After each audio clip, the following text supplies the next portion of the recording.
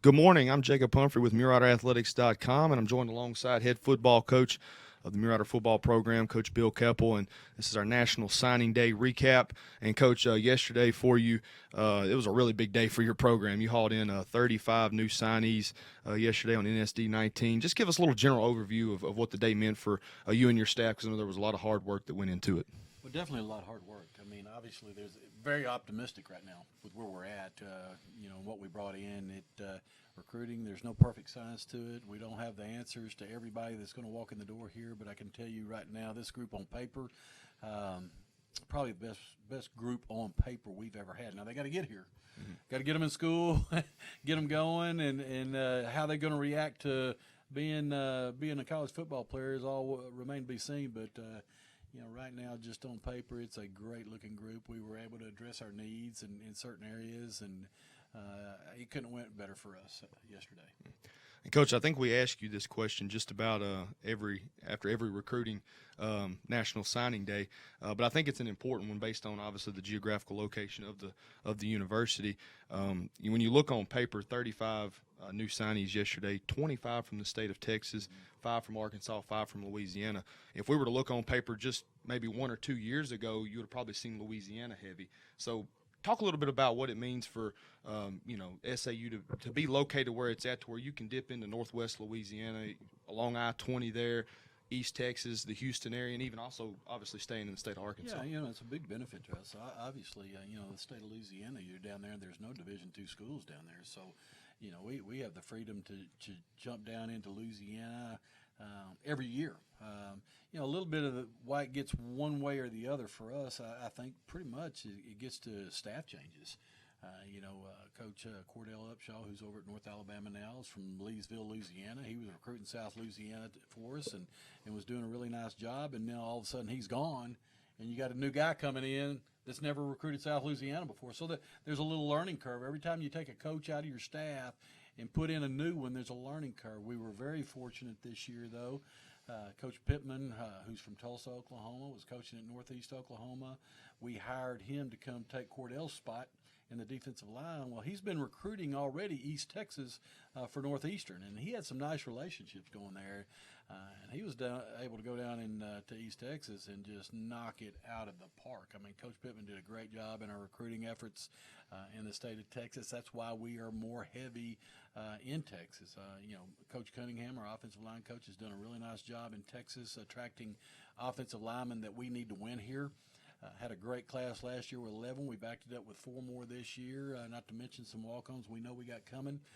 So those are all good things. A little bit why we got a little more heavy in Texas with Coach Pittman, Coach Cunningham, and Coach Kep. He's been doing the Frisco area since he's been here. And the relationships there are deep, and they're heavy. And we're in a really good place in East Texas right now with the responses we get out of coaches, and there's obviously a lot of talent there. We know that. South Arkansas is good to us, but it's still a battle. I mean, you can go to your hometown, Junction City, and we're going to battle with them and Ouachita and Henderson every year, UAM every year for a guy over there. Whether we get one or not, it's another story. But we were able to go up to Camden and get what we thought's a really good player coming out of there. We went to Bearden. We got a really good player we think's coming out of there.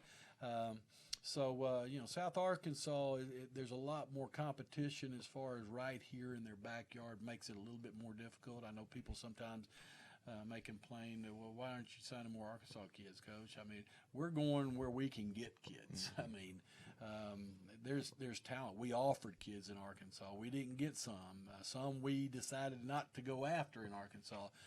East Texas was rich. We were getting them out of really, really talented programs, Kilgore, Lufkin, programs like that. Those are big-time programs with big-time players, and they just so happen to like Southern Arkansas right now. Mm-hmm. Yeah, and a lot of things to be liking about your program right now, Coach. Offensively, no, you brought in a lot of new faces, 17 signees on the offensive side of the ball. Kind of a pretty balanced as far as position by position on the offensive side of the ball. 4 offensive linemen, as well as a tight end, 3 running backs, 3 guys at quarterback, also 5 wide receivers. Talk about just kind of generally speaking, kind of what the plan was going into recruiting as far as attacking those positions on the offensive side of the football. Obviously we have a big need at the quarterback position. Hayden's here. We feel very confident about Hayden being our next quarterback in our program right now. We're looking for who's next.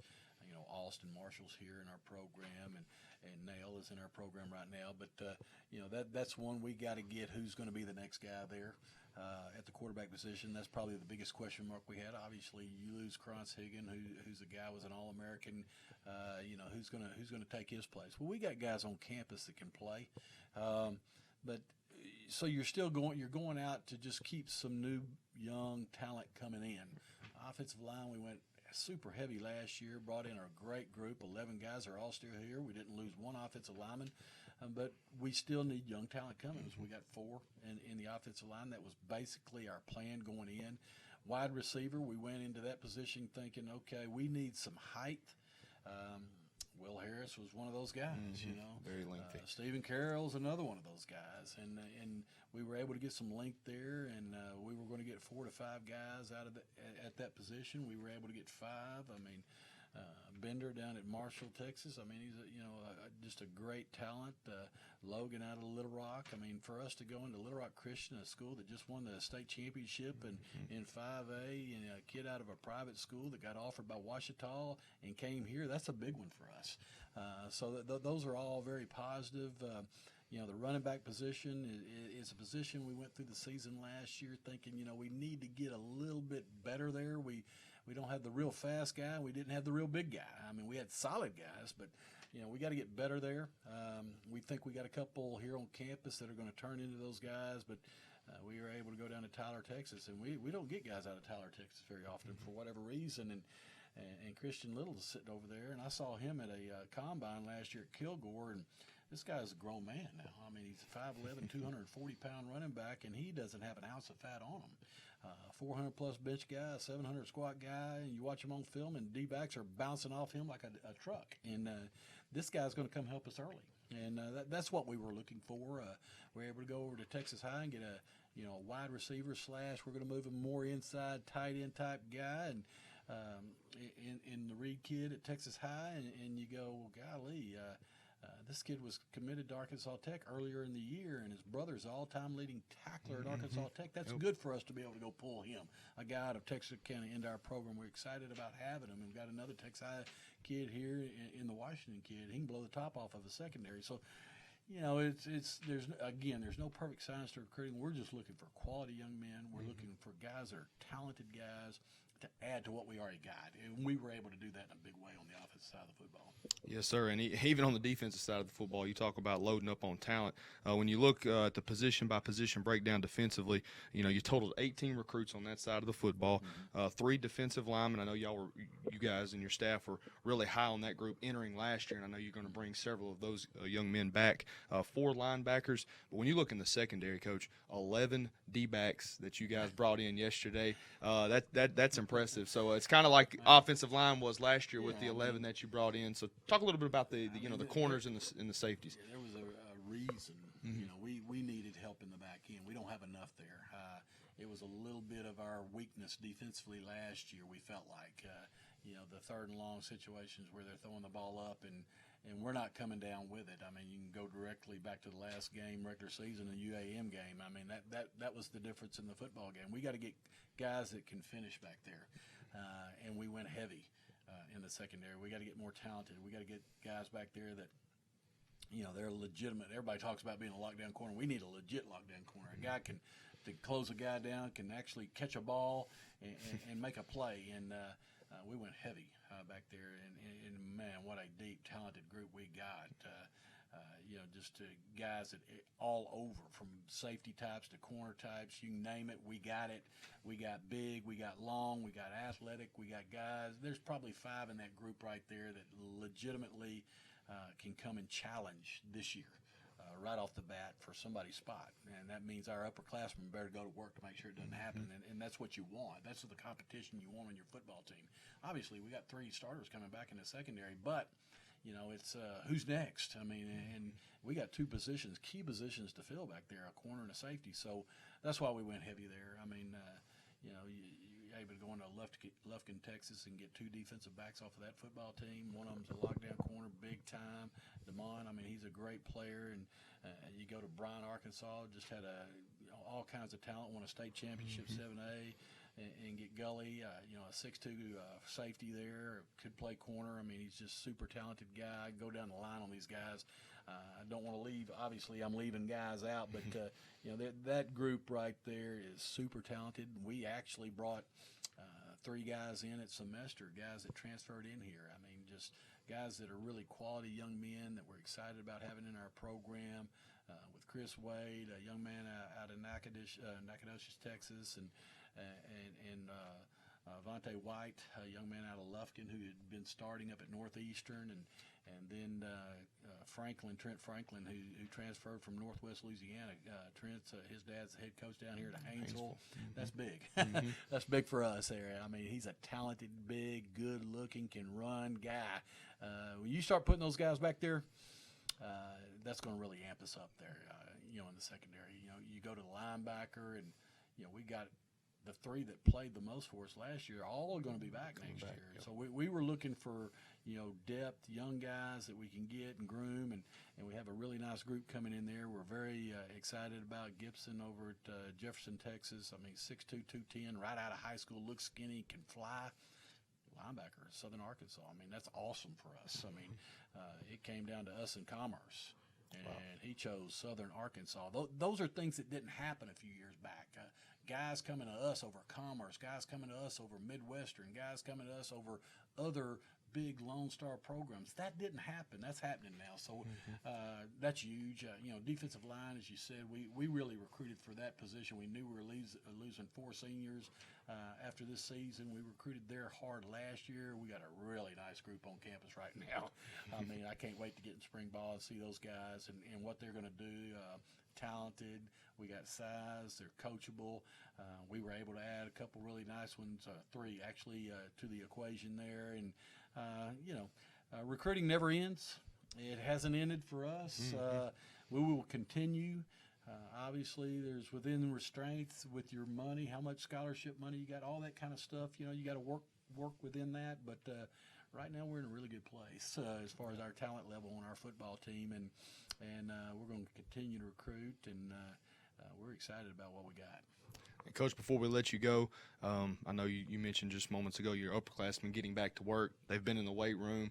Kind of give us a little idea of what spring ball is going to look like this year, and kind of what fans can expect if they want to come out and maybe watch a couple of practices or 2. Well, they're always welcome. I mean, I love for people to come out and watch practice, and we have some that do it quite often. And but we got back to school, and obviously we're right in the middle of recruiting, working hard on it. And we're in the all-season weight room. We're working 5 days a week there, and we got different groups based off of their schedule. Starting next week, we're going to start early morning workouts with them, so we're going to be doing some stuff. Those guys, we're going to challenge them. We're going to work them, working on conditioning, getting ready for spring ball. Spring ball is going to start March 7th. That's a Thursday. We'll go in shorts Thursday, Friday shorts, and then have a practice in pads on that Saturday. That's 2 weeks before spring break. We'll go 3 days the next week before spring break. Let them go for a week, come back.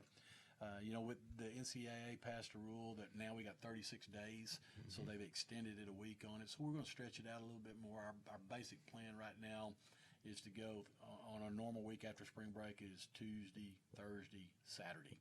We want a day in between where we have time to watch film, lift weights, all that. Weather can throw a curve to you, and you have to change for that. A lot of it also is based off of class schedules. Tuesday, Thursdays were our best day to have everybody there. So,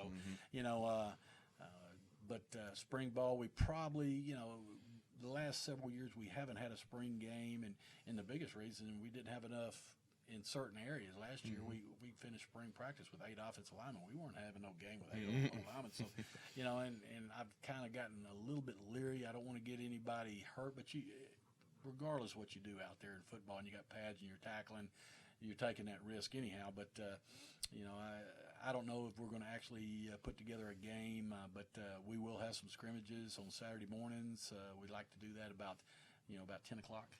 And love for people to come out and watch us there. We'll have the officials out here a couple Saturdays, I know. But we're just ready to get to that point. Right now, signing day's over. We got the coaching clinic this weekend. I got to speak at the coaching clinic Friday night right before Chad Moore. So I'm trying to get ready for that right now. So I'm excited about it. But we got some time. We got some time to get ready for spring ball and get our guys in shape. And that's what we're going to do. You can check out updates of the Mule Riders as they're just a couple of weeks out from beginning spring football practice on MuleRiderAthletics.com, as well as all the social media channels. Also, check out Facebook, Twitter, and Instagram for all the recruits that were brought in yesterday as far as on National Signing Day. 35 young men signed their name to become Mule Riders. So great job by Coach Keppel and his staff. Coach, we appreciate